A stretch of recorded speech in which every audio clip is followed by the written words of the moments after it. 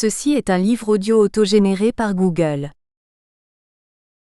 Mémoire asiatique. Collection dirigée par Philippe Delalande. Déjà paru. Claude Gilles, le Cambodge. Témoignage d'hier à aujourd'hui, 2006. Mali CHHUOR, le Serment 2005. Stéphane Ferrero, Formose vue par un marin français du XIXe siècle, 2005. À Francis et à Martine. À Patrick. Introduction. La Aurora Yega Inadi la Recib.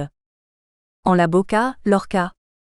Le nom de M. N. Roy fit trembler le plus vaste empire de l'histoire. Pourtant il n'était guère qu'une signature au bas d'articles écrits à Moscou et postés à Berlin. Sa célébrité est très modeste car l'Internationale et les communistes staliniens tentèrent d'effacer son nom de l'histoire. En outre, M. N. Roy fut exactement tout le contraire d'un homme politique indien traditionnel. Athée, rationaliste, peu enclin à l'extase devant la civilisation de son pays, internationaliste convaincu, dépourvu d'une once de chauvinisme, éloigné des communalismes ethniques ou confessionnels, il fut aussi peu anglophile qu'anglophobe et il épousa 2 étrangères. Il est plutôt connu comme un paradoxe, et à cet égard il mérite plus d'études qu'il n'en a jusqu'à présent suscité. Né dans la plus haute caste, il épousa la cause des plus pauvres. Enfant à la recherche d'un gourou, il comprit pourtant la dimension politique de l'existence. Révolutionnaire nationaliste, il devint un farouche internationaliste. Travailleur social dans l'Inde des famines, il se lança brusquement dans les sociétés secrètes du Bengale. Terroriste, dacoit engagé dans divers coups de main, il se convertit à l'action de masse.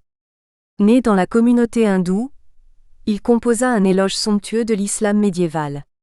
Alors que la caste sacerdotale qui était la sienne, retenue par un vieil interdit, ne pouvait affronter la mer, il fit le tour du monde. Il enflamma les campus nord-américains et expliqua au président Wilson que l'Allemagne en guerre contre l'Empire anglais remplissait la mission qui fut celle de Lafayette pour les États-Unis. Il fonda le Parti socialiste mexicain et impulsa sa transformation en parti communiste. Devenu marxiste, il rompit des lances avec Lénine qui lui reprochait son asiocentrisme. Au nom de l'autogestion et de la démocratie des conseils dont il avait vu les derniers feux en Allemagne, il soutint Boukharine et affronta Staline. Il tenta de faire de quelques intégristes religieux l'avant-garde de l'armée de libération des Indes. Il fonda le Parti communiste indien qui s'acharne encore à nier ses liens avec ce brahmine devenu un paria. Marxiste créatif, il approuva la ligne révolutionnaire qu'esquissaient Mao Tse-tung mais que le futur grand timonier ne voulut pas mener à terme. Rejeté par l'Internationale dont il était pourtant un des plus brillants agents, sauvé par Boukharine, il anima l'opposition communiste anti-stalinienne en Allemagne et en Inde. Venu du Bengale, dépositaire d'une immense culture, il laissa une œuvre étincelante écrite en bengali, en anglais, en espagnol, en russe, en allemand et en français. Il défendit la cause des pays dont l'histoire coloniale voulait nier le rôle dans les sciences et l'économie monde. Il écrivit une des analyses les plus lucides, précoces et profondes des dysfonctionnements en Russie du communisme bureaucratique. Il fut aimé par 2 grandes militantes allemandes, révoltées, courageuses, brillantes, généreuses, nobles et belles. En relations épistolaires avec Einstein, il nuança le matérialisme de son temps.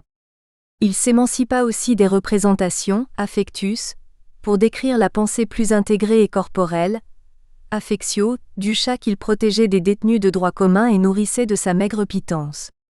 Les sinistres prisons de l'impérialisme crurent le briser, mais il en sortit pour donner à son action un cours post-marxiste qui, loin d'être un renoncement, anticipait ce que nous appelons l'altermondialisme. M. N. Roy a traversé l'histoire et ses passions sans s'y perdre. Avec une souplesse féline, il a côtoyé la folie de son siècle sans tomber dans ses pièges. Il ne fut pas un saint, tout juste un homme qui sut conjuguer engagement et liberté pour ne jamais devenir un inquisiteur, un bureaucrate, un chef de guerre. Il eut une vie nomade, sans sédentarité possessive, mais non détachée car sa pensée, si elle ne relevait pas du pouvoir, restait animée par la puissance d'être, le conatus spinozien. Au contraire, nombre de militants se livrent aux délices des théories qui leur évitent de penser par eux-mêmes. Ils se vautrent dans le malheur des opprimés, pour ne pas affronter la misère psychologique qui les ronge. Souvent, ils invoquent agressivement la résistance et la révolution comme autant de tâches qui leur procurent un droit de vivre qu'au plus profond ils se refusent. Ils deviennent des animaux de bas, selon Nietzsche, que leur charge justifie.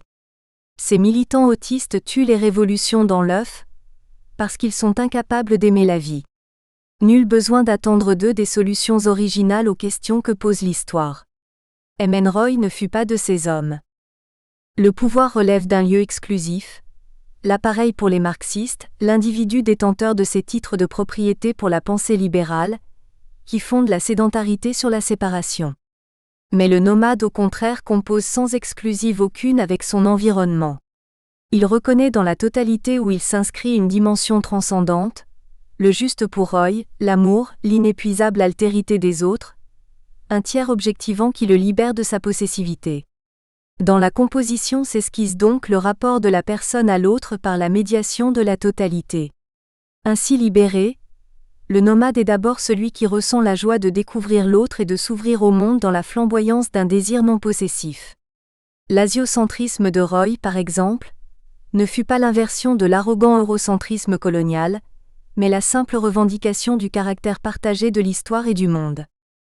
Une vie, une pensée à découvrir, pour cette totalité dont nous ne voulons surtout pas faire une globalisation et un clone de l'Occident pour sauver notre Europe de cette tentation. Chapitre 1 L'enfance. Les dragons sont couchés devant les fontaines. Nazim Hikmet. Manabandra Nath Roy, de son véritable nom Narendra Nath Bhattacharya, naquit le 21 mars 1887 dans le modeste village d'Arbelia, au Bengale, de la seconde épouse d'un brahmine qui avait abandonné le culte de la déesse Ksheputaswari pour enseigner le sanskrit à l'école locale. La famille des Bhattacharya appartenait à la caste des Sakta brahmines, qui était traditionnellement impliquée dans le culte de la grande déesse mère du Bengale, Tara, objet d'une dévotion bhakti toute particulière. Le père de Narendra, Dinabandhu, tenait de son propre père Bhairavananda, premier prêtre de Bai, au sanctuaire de Kshepu, dédié à une forme locale de Tara nommée Ksheputaswari, ses fonctions cultuelles. Mais sa famille était nombreuse, il avait 9 frères et une sœur et il chercha des revenus plus conséquents. Il trouva un emploi d'enseignant à Arbelia, non loin de Calcutta. Il avait eu d'une première épouse, Kadam Kumari, morte en 1868, un fils et une fille. De son second mariage avec Basanta Kumari, en 1872, naquirent 8 enfants dont Naren fut le 4e. En 1887, l'économie mondiale connaissait une sévère récession. Le retard de la consommation sur une production de plus en plus mécanisée engageait les pays occidentaux à mettre la main sur les marchés et les matières premières de nouvelles colonies. L'empire informel marchand et diplomatique de l'atelier du monde, l'Angleterre, était désormais incapable d'absorber la surproduction des usines.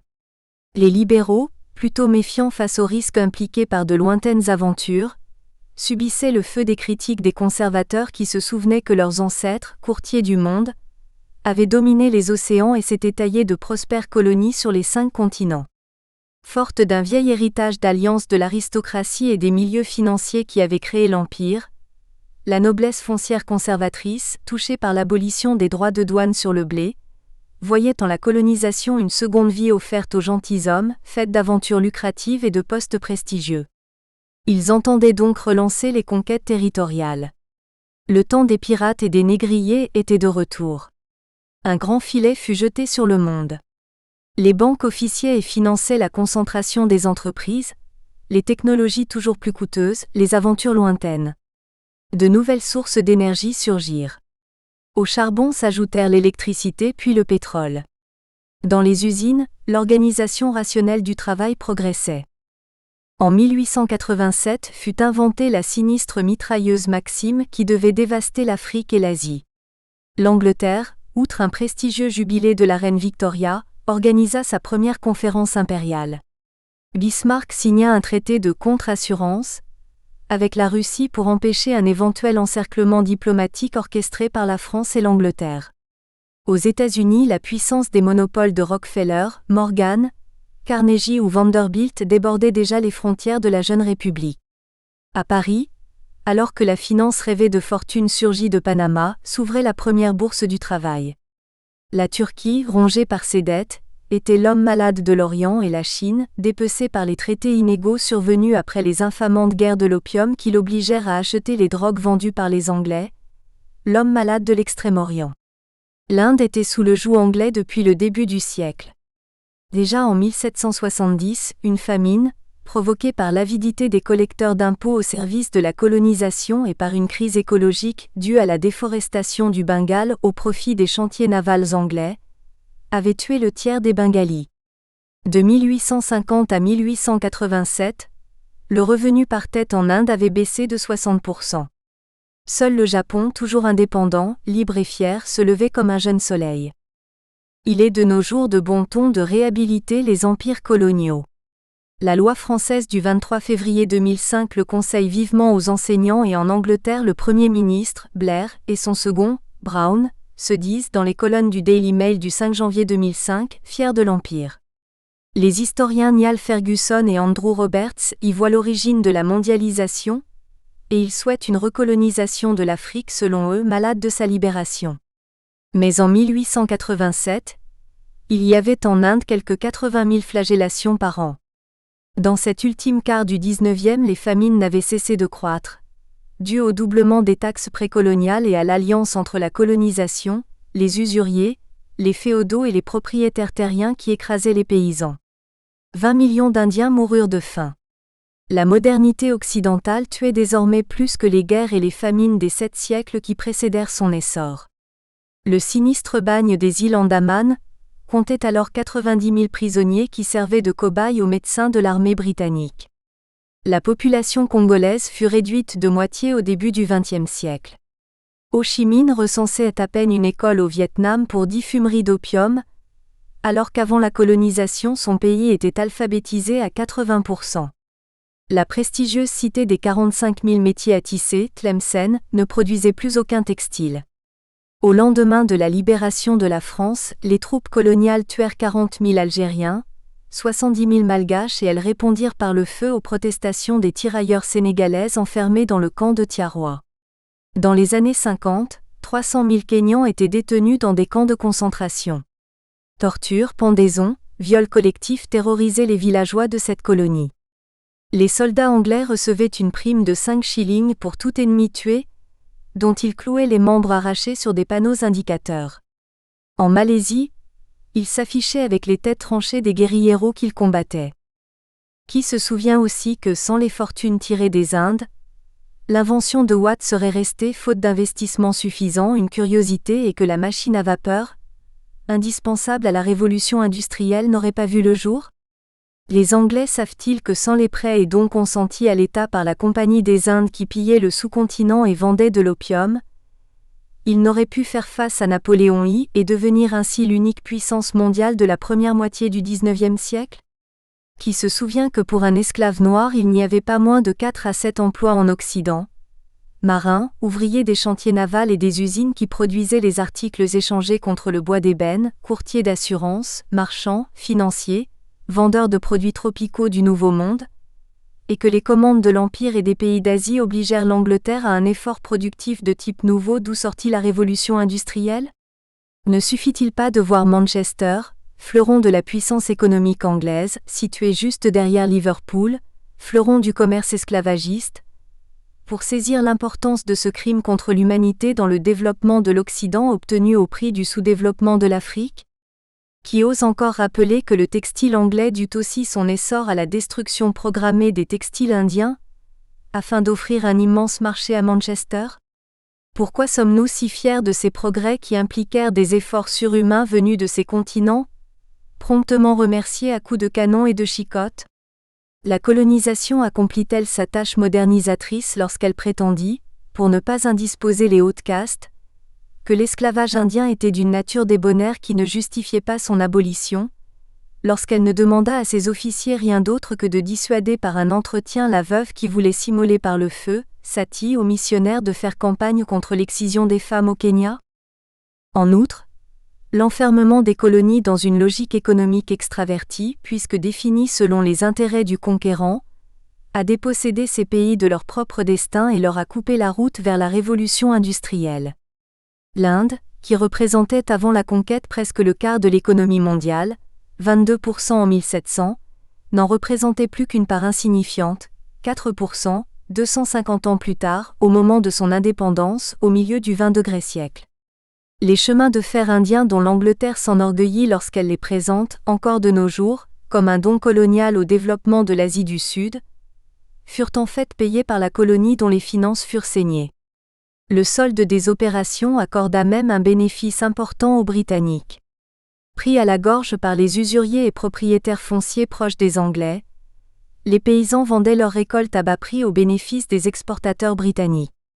Durant la Grande Famine de 1899 en Inde, les colonisateurs continuèrent à vendre avec profit les céréales indiennes sur le marché mondial. Pendant les crises européennes, les Indes furent mises à contribution de la façon la plus brutale. En 1929 à 31, au cours de la terrible dépression mondiale, 3 milliards de roupies d'or indien furent emportés hors du pays alors même que s'accélérait un remboursement d'anciens prêts coloniaux qui atteignait plus du tiers de cette somme. La mondialisation, commencée avec les grandes découvertes, le génocide des Amérindiens et la traite des esclaves, poursuivie par la colonisation, et donc, parce qu'elle jette des peuples autrefois riches et puissants dans la misère et le sous-développement, une unification négative. La cruauté est la fidèle compagne du colonialisme. En 1877, la famille Kipling abandonnait ses enfants à une femme puritaine et sadique, qui les conduisit au bord de la folie. Le petit Rudyard sortit de l'épreuve à la fois fasciné et horrifié par la violence et l'arbitraire. Dans son œuvre qui fait l'apologie de l'Empire, son amour pour l'Inde ne l'empêcha pas de l'accuser de nourrir en son sein les fantasmes les plus cruels qu'il projetait sur elle, ni d'expliquer que les forces colonialistes chargées d'anéantir cette sauvagerie pouvaient légitimement avoir recours à leurs instincts barbares pour civiliser le monde. Ainsi dominé par la mère phallique archaïque et cruelle, le héros colonial, régressif et immature est aussi misogyne et il voit dans les peuples dominés autant de races féminines, sadiques et perfides. Un autre enfant malade de cette époque, Bram Stoker, portait-il déjà en lui son Dracula, hallucinante condensation des peurs d'une société qui craint la colère de ceux qu'elle opprime sans comprendre que leur juste lutte ne relève d'aucune perversion? Pour les anglo-saxons, encore tourmentés par les mythes germains, sombres, pessimistes, violents et hantés par la peur de la possession et des sacrifices humains, la civilisation doit dompter une nature hostile et des peuples barbares qui risquent de réveiller la bête qui sommeille en chacun. Une telle faiblesse du symbolique n'est en réalité qu'une conséquence de la sauvagerie impérialiste. Celui qui se dit supérieur ne vient à s'en convaincre qu'en dépensant l'autre parce qu'ainsi il obtient la preuve et de son pouvoir, et de l'animalité foncière de sa victime qui n'était donc que viande et viscères. Kant affirmait que le retard des peuples dominés était le salaire de leur indolence lascive. Ruskin concédait que les Écossais étaient moins raffinés que les Indiens en matière d'art, mais la sobriété des uns produisait une éthique de la loyauté et la sensualité des arts indiens témoignait d'une perversité sans nom. Certains chercheurs postulaient l'existence de deux races originelles. Spencer et le haineux accent aigu au darwinisme établissaient une échelle des groupes humains favorisés ou retardés par leurs conditions de vie ou de survie. Pour Lévi-Bruhl, la mentalité primitive postule toujours une cause mythique derrière la cause matérielle, une qualité derrière la quantité. Elle est vague, incapable d'abstraction et de classification, émotionnelle, traversée de peurs irrationnelles, immédiates et subjectives. Fondée sur des analogies éparses, elle reste éclatée et incohérente. Elle veut participer à l'ordre naturel et collectif, et ne s'en distancie jamais. Elle ne peut se développer en rien d'autre qu'un folklore dépassé par la pensée méditerranéenne, rationnelle, qualitativement différente, qui réclame des siècles de maturation. Pour Hegel, l'homme oppose sa négativité à la nature pour en libérer l'esprit qui, enfant en Orient, adolescent en Grèce, viril à Rome, devient adulte et s'émancipe grâce au peuple germanique. Dans cette théodicée, l'Afrique n'est rien qu'une nuit profonde, sensualité animale féroce, horde, fétichisme, cannibalisme, sacrifice humain.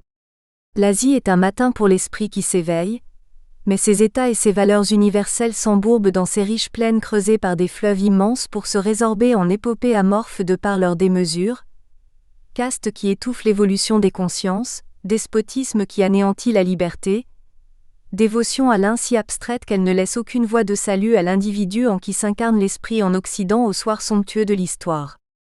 Pourtant dès les Xe et XIe siècles se dessinait une autre mondialisation. À l'origine, la puissance chinoise, ses 10 millions d'hommes industrieux et cultivés, la meilleure administration du monde, de grands fleuves nourriciers reliés par 75 000 km de canaux qui atteignaient parfois 40 mètres de large, une capitale d'1 million d'habitants, 12 fois plus vaste que Paris, ses livres, ses écoles, sa médecine, une production de 115 000 tonnes de fer, le double de la production anglaise de 1788 durant la Révolution industrielle et une métallurgie née 1000 ans avant celle de l'Occident, ses arsenaux, ses inventions, poudre, papier, boussole, technologie navale, la première agriculture du monde, les meilleurs bateaux lancés sur la mer. Des cartes très troublantes semblent prouver que les bateaux chinois avaient reconnu les rives du Nouveau Monde. 6 ou 7 siècles plus tard, la Chine dominait toujours la scène. Elle exportait ses textiles sur tous les continents et créait les premières usines modernes. À l'autre extrémité de l'Asie, le croissant arabo-musulman répondit admirablement aux sollicitations de la Chine des Song. Il y avait alors au Moyen-Orient des hommes créatifs, libérés de l'obscurantisme par la lumineuse simplicité de l'islam, ouverts et cultivés, investis d'un destin personnel, traversés par d'innombrables débats d'idées scientifiques, politiques, juridiques, théologiques et philosophiques. Les caravansérails et les médersas accueillaient le voyageur. Une langue magnifique unissait ces hommes depuis déjà 3 siècles. Pèlerins, commerçants et savants sillonnaient le monde.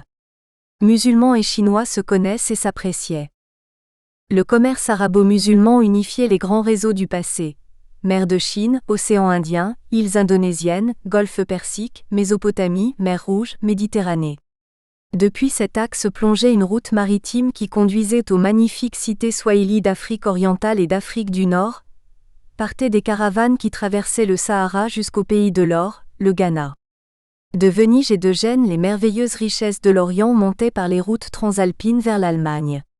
La Hanse germanique reliait les ports de la mer du Nord et de la Scandinavie. Byzance et Bagdad étaient en relation avec le grand commerce fluvial russe de la Volga. De Chine en Perse, les longues caravanes de la route de la soie enrichissaient les superbes cités de Boukhara et Samarcande. Une mondialisation sans armée, sans colonie, fondée sur la langue arabe et le culte des saints et des marabouts, ouverte à toutes les communautés, lente, certes, mais d'autant plus humaine. La découverte de l'Amérique par l'Occident et la supériorité de ses vaisseaux, armes à feu et cavalerie sur les fabuleuses cités du Nouveau Monde, lui permirent de mettre la main sur l'or qui achetait les épices, de s'imposer par le feu sur tous les continents et d'arracher à l'Afrique les esclaves qui mirent en valeur l'Amérique. L'économie occidentale se militarisa pour soumettre les marchés. Les corps furent disciplinés par des règlements cruels et mesquins. La métallurgie perfectionna les armes les plus meurtrières. Parfois les assassins tremblaient devant leurs inventions, mais aucun scrupule ne les retenait très longtemps. Lorsque l'armée suédoise s'équipa de baïonnettes, elle se jura de n'utiliser une arme aussi cruelle que contre les Russes ou les Turcs. Une seconde mondialisation d'une toute autre nature commença dans l'horreur et la souffrance au XVIe siècle. Avant ce grand désastre, une démocratie universelle s'annonçait dans la tolérance hindoue.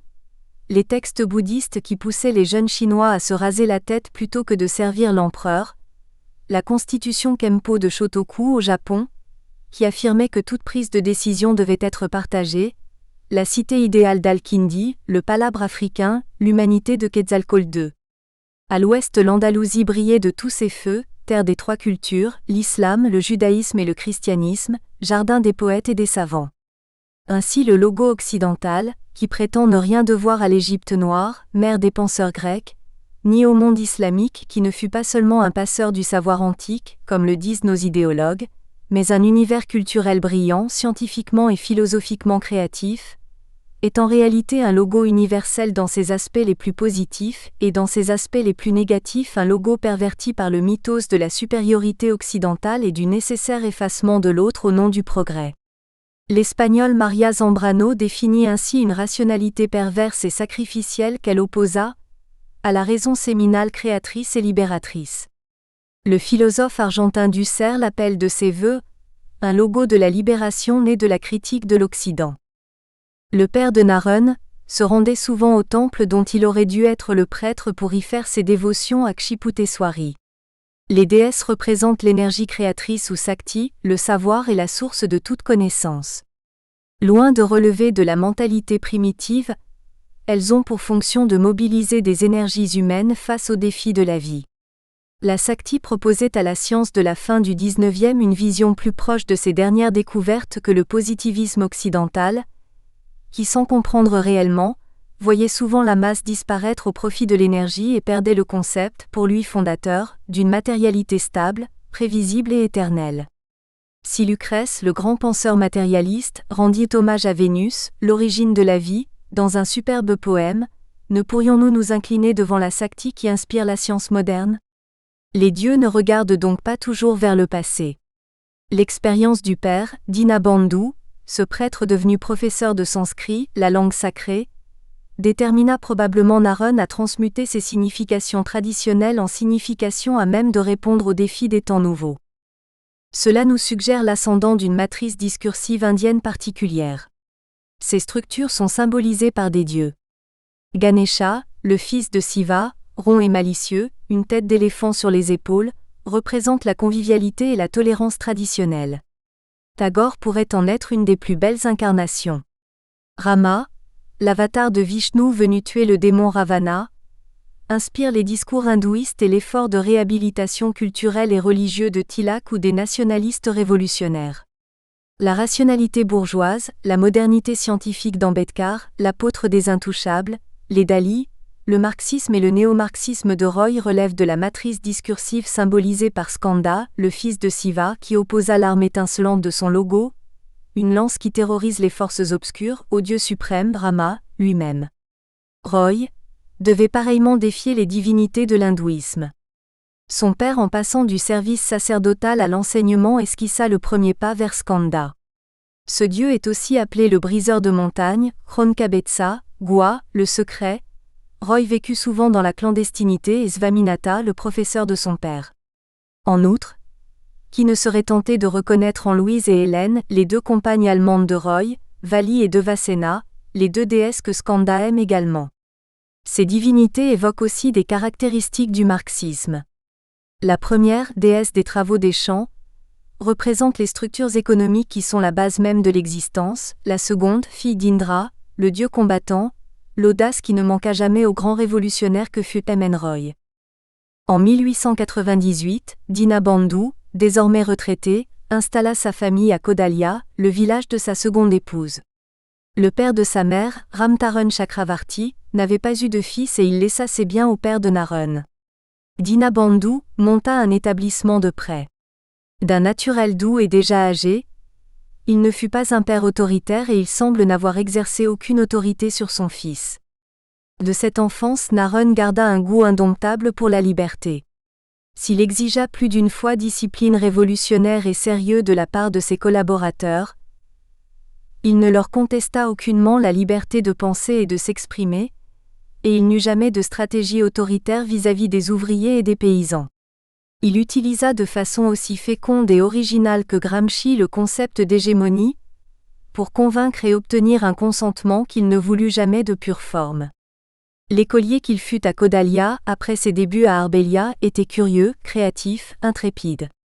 Avec quelques camarades de classe, il organisa un groupe de solidarité qui aidait les malades, collectait des fonds durant les famines, et assurait des funérailles à ceux que le village avait ostracisés. Une intelligence aussi vive comprit rapidement que le travail social le plus généreux ne pouvait suffire à répondre à des problèmes structurels qui étaient loin d'être accidentels, mais qui relevaient de la société et de l'ordre politique dans son ensemble. Naron ne vivait pas loin de Calcutta, le berceau de la renaissance culturelle bengali. Déjà au lendemain de la conquête étrangère, alors que la Compagnie des Indes forgeait une alliance avec les élites des plus hautes castes, Haled, Jonathan Duncan, Colebrook, les orientalistes y étudièrent les cultures indiennes. Mais les Saints, un groupe de pression évangéliste et libérale, toujours critique vis-à-vis de la tentation de la Compagnie de se fondre dans le milieu indien, s'opposa à ce courant et fit, avec le penseur libéral Macaulay, de la langue anglaise et des écoles coloniales les voies royales de l'émancipation des païens, ce qui signifiait une assimilation à la culture anglo-chrétienne, donc pour les coloniser une violence symbolique puisqu'ils devaient se voir avec les yeux de l'autre. Mais la renaissance bengali de la seconde moitié du XIXe siècle, à la différence de l'école orientaliste, venait des Indiens eux-mêmes et notamment des Bhadraloques, les nobles cultivés. Calcutta, longtemps la capitale des Indes anglaises, premier grand centre du pouvoir étranger, carrefour commercial, ville universitaire, cœur de l'hindouisme réformiste, de la bourgeoisie moderniste, fascina l'enfant chaque fois qu'il s'y rendit.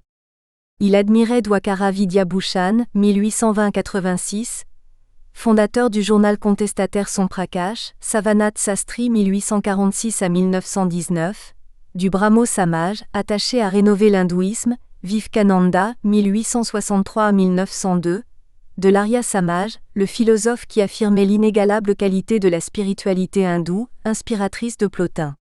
Il avait aussi lu Anand Math, un roman écrit par Bankim Chandra Chatterjee, 1838-94, qui décrivait la révolte contre les Anglais des sannyasis d'un monastère. En 1901, il rencontra Sivanarayan Swami, un ancien sépois révolté contre l'occupant lors de la Révolution de 1857, disciple de Dayanand.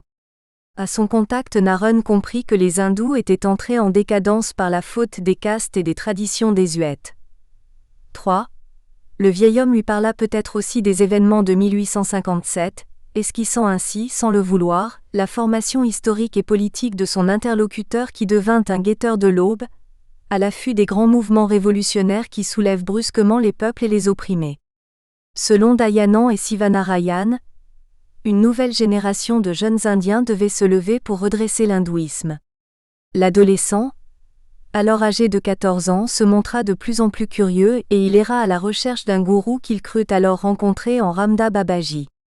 Mais au moment où ce maître spirituel se décida à lui demander de devenir son disciple, et sannyasi, Narun posait déjà des questions hautement politiques auxquelles le saint homme ne pouvait guère répondre. En compagnie de deux amis, Harikumar Chakravarti et Selvar Bose, il se rendit à Arbelia où, se souvenait-il, un cousin, Abhinash Bhattacharjee, était engagé auprès d'un groupe en lutte pour l'indépendance. Abhinash le présenta à Barin, le frère du révolutionnaire Aurobindo Ghose. Narun fut converti à la théorie d'un soulèvement armé 4, mais nullement impliqué d'emblée dans les cercles clandestins de l'organisation. Il forma pourtant un groupe révolutionnaire à Chingripota, et organisa un débat avec le nationaliste Surendranath Banerjee au sein de son école, malgré une interdiction très clairement signifiée. Il passa outre et fut donc renvoyé de l'établissement. Réintégré par la direction, il refusa de passer ses examens. Son père venait de mourir en mai 1905. La vie, dispensatrice d'un savoir initiatique autrement plus riche que le savoir conceptuel des écoles, appelait Narun. Il partit pour l'Orissa accomplir un travail social en faveur des victimes de la faim. L'organisation choisie, avec laquelle il avait lié contact grâce à Abhinash et Barin Ghose, dépendait de la plus puissante des sociétés révolutionnaires.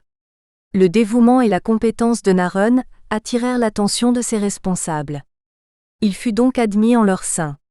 Il y retrouva Barin et poursuivit ses études au Collège national bengali d'Aurobindo, puis à l'Institut de technologie du Bengale où il s'intéressa à la chimie.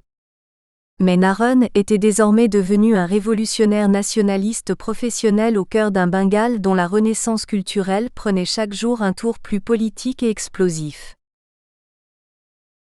Chapitre 2 – Le nationaliste. C'est dans les provinces reculées qu'il faut aller étudier le génie et les mœurs d'une nation. J.J. Rousseau. Manabandra Nath Roy, de son véritable nom Empire asiatique intégré à l'Inde. Au 17 degré, les Hollandais dominèrent le commerce indo-européen. Au 18 degré, la Compagnie anglaise des Indes et les Français de Duplex, habilement mêlés aux rivalités des États du Décan mais mal soutenus par Paris, s'affrontèrent. En 1746, les Français durent restituer Madras à leurs rivaux. En 1757, à Plassey, Clive l'emporta sur les Bengalis qu'inquiétait la dépendance financière de leur pays vis-à-vis des Anglais. Depuis Bombay, Madras et Calcutta, Warren Hastings mena la lutte contre les Tigres, Hyder Ali et Tipu Sultan, les très progressistes rois jacobins du Mysore. Tipu fut tué en 1799. Les Marathes furent ensuite vaincus et l'empire moghol soumis par les armées de la Compagnie comme le reste des Indes. Après la révolution de 1857 où s'illustrèrent la Rani de Jhansi, Nana Saheb et Tantia Top, l'administration de la Compagnie fut passablement discréditée, moins pour la violence de la répression, les exécutions au canon et l'étouffement des prisonniers dans les outres de peau de vache ou de porc, que pour son incapacité à voir venir la mutinerie des Sépois. L'Angleterre assuma donc directement la... Nous espérons que vous avez apprécié cet aperçu. Pour continuer à écouter ce livre audio sur Google Play Livres, utilisez le lien dans la description de la vidéo.